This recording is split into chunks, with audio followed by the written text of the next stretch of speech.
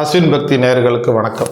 சிலர் கேட்குறாங்க, என்ன சார் விளக்கு போடுறோம், அதை போடுறோம், ஒன்றும் பெருசாக ஒன்றும் முன்னேற்றம் இல்லை, கோயில்களாக நம்ம விளக்கு போட்டு எனக்கு ஒன்றுமே நடக்கலை, இப்படிலாம் நிறையா பேர் சொல்கிறத நம்ம கேள்விப்பட்டிருப்போம்.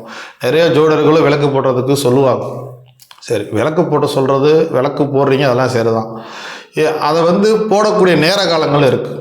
நம்மளுடைய வாழ்க்கையில் இந்த ஆருடம் என்பது ரொம்ப எப்பயுமே நம்மளோட ஒன்றி பயணிச்சுக்கிட்டு இருக்கும். ஆருடம்னா என்ன அப்படின்னா நிமிஷங்கள் தான். அந்த ஆருடத்தை நம்ம 12 கட்டமாக பிரித்தோம் அப்படின்னம்னா அதில் எப்போயெல்லாம் நெருப்பு ராசிகளில் இந்த ஆருடம் போதோ நீங்கள் அப்போல்லாம் வீட்டில் விளக்கேற்றி பாருங்கள். அந்த உங்களுடைய வேண்டுதலாக இருக்கட்டும், அந்த அந்த விளக்கோட பிரகாசத்தை நீங்கள் நல்லா தெரியும், உங்களுக்கு கண் கூட பார்க்கலாம். நீங்கள் அந்த மாதிரி நேரத்தில் விளக்கேற்றி உங்களுடைய நியாயமான கோரிக்கைகளை இறைவன் முன் சமர்ப்பித்தால் கண்டிப்பாக அதுக்கான பலனை நிச்சயம் நீங்கள் அனுபவிப்பீங்க. அது என்ன அப்படின்னு நான் சொல்லிடுறேன்.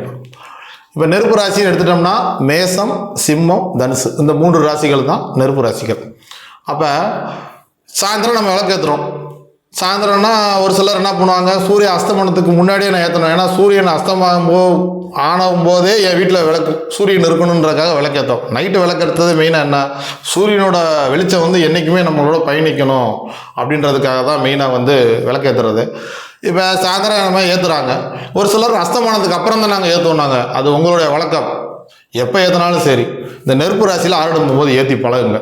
அது என்ன அப்படின்னம்னா, இப்போ மாலை ஏற்றுறோம் அப்படின்னம்னா 5:41 44 ஏற்றுங்க.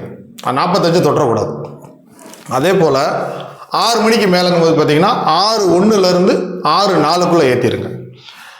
அதுக்கப்புறம் இந்த பக்கம் பார்த்தீங்கன்னா அதையும் மிஸ் பண்ணிட்டீங்க, தவற விட்டுட்டீங்க அப்படின்னா 6:21 24 ஏற்றுங்க. இந்த 3 நேரங்களில் நீங்கள் ரெகுலராக விளக்கேற்றணும். சும்மா ஒரு நாள் 2 நாள் ஏற்றிலாம் சொல்லக்கூடாது. ரெகுலராக நீங்கள் விளக்கேற்றி பாருங்கள். மினிமம் 90 நாளில் உங்கள் வீட்டில் இருக்க எல்லா பிரச்சனைகளுமே பார்த்தீங்கன்னா கொஞ்சம் கொஞ்சமாக இல்லை அதுக்கான நிவர்த்திகள் கிடைக்கிறது பார்க்கலாம். உங்கள் பிரார்த்தனைகளுமே பலிக்க ஆரம்பிச்சிடும்.